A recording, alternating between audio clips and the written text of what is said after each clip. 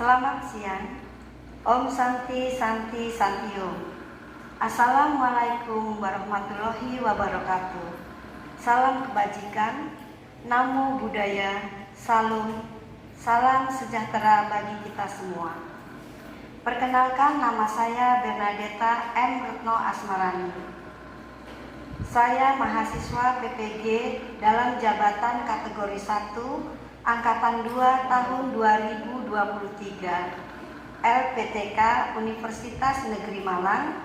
Saya mengajar di SD Bintang Timur, Tambun Selatan, Bekasi, Jawa Barat. Berikut adalah video best practice saya. Best practice PPG dalam jabatan kategori 1 gelombang 2 tahun 2023. Kelas 1 SD Bintang Timur Sumberjaya, Tambun Selatan, Bekasi, Jawa Barat. Kondisi yang menjadi latar belakang masalah: 1. Rendahnya perhatian peserta didik terhadap pembelajaran matematika. 2. Rendahnya kesadaran peserta didik untuk aktif dalam kegiatan pembelajaran matematika.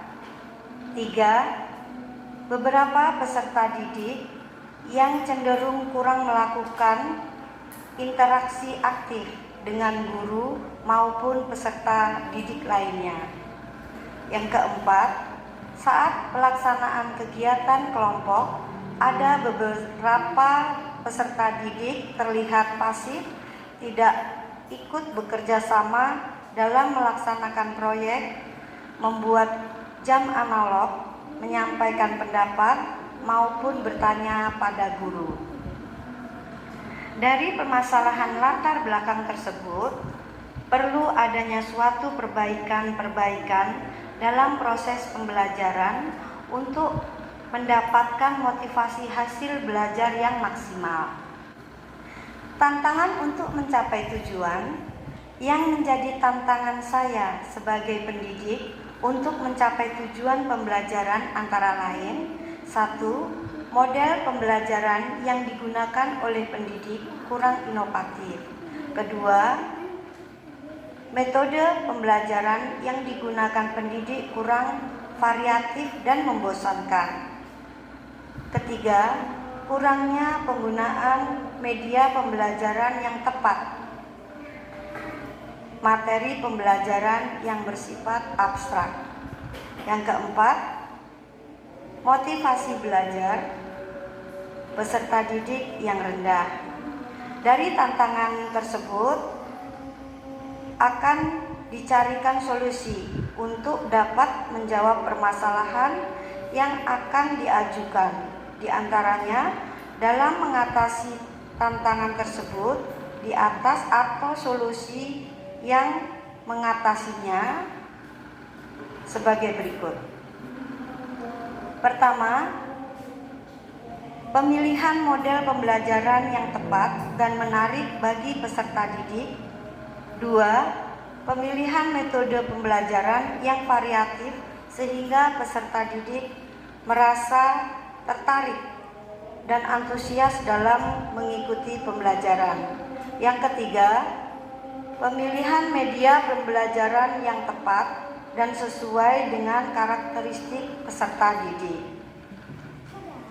Langkah-langkah yang dilakukan untuk menghadapi tantangan tersebut: pertama, pemilihan model pembelajaran. Strategi yang dilakukan pendidik dalam pemilihan model pembelajaran adalah dengan memahami karakteristik peserta didik. Kemudian yang B, pemilihan model ini: pertama, pendidik mempelajari apa model-model dalam pembelajaran, kemudian memahami karakteristik peserta didik dengan melihat kemampuan dasar. Kemudian yang C, sumber daya yang diperlukan dalam pemilihan metode ini, antara lain pemahaman kompetensi guru dalam melakukan pembelajaran PBL. Kedua, Pemilihan metode pembelajaran yang variatif.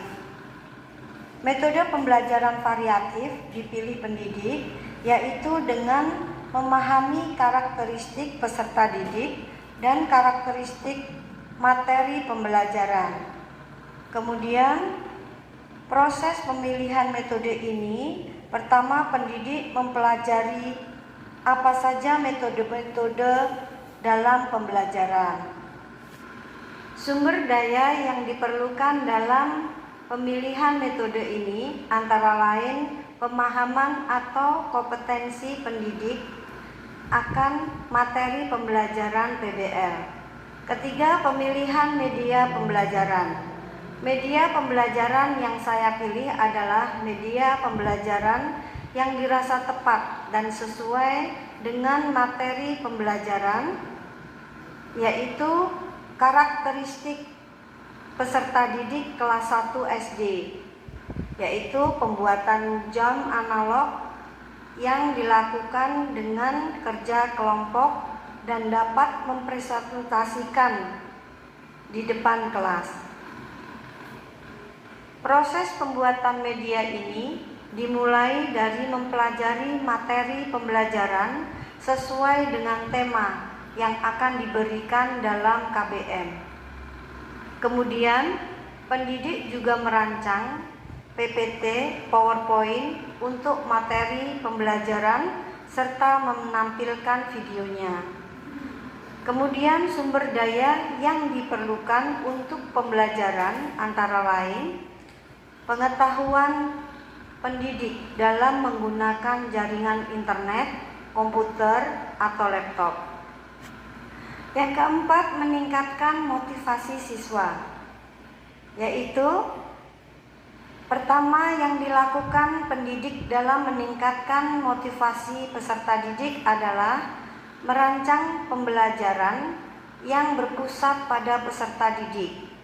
Di sini saya mengembangkan modul ajar yang berpusat pada peserta didik.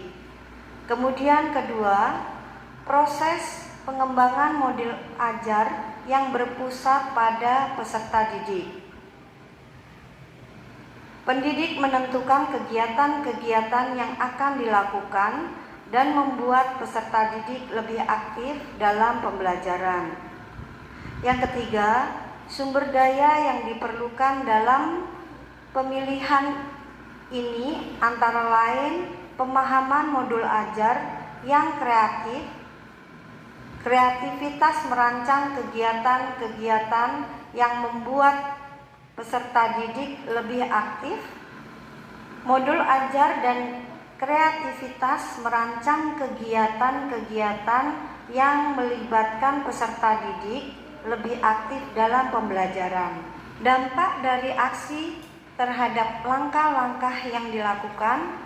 1. Pemilihan model pembelajaran PBL menumbuhkan berpikir kritis peserta didik terlihat dari tanggapan dan jawaban yang diberikan pendidik saat pembelajaran. Kedua, pemilihan metode yang variatif sangat efektif untuk meningkatkan keaktifan peserta didik terlihat dari kegiatan saat pembelajaran. Ketiga, penugasan membuat jam analog dalam kelompok kecil dalam membangkitkan semangat peserta didik dalam belajar disertai tampilan PowerPoint dan video pembuatannya.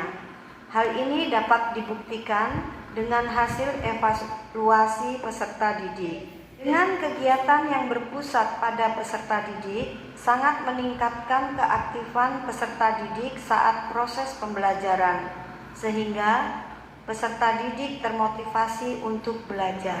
Sekian back practice saya. Akhir kata, kami tutup presentasi saya ini. Selamat siang. Om Santi Santi Santi Om. Wassalamualaikum warahmatullahi wabarakatuh. Salam kebajikan, namo buddhaya, salam damai sejahtera bagi kita semua.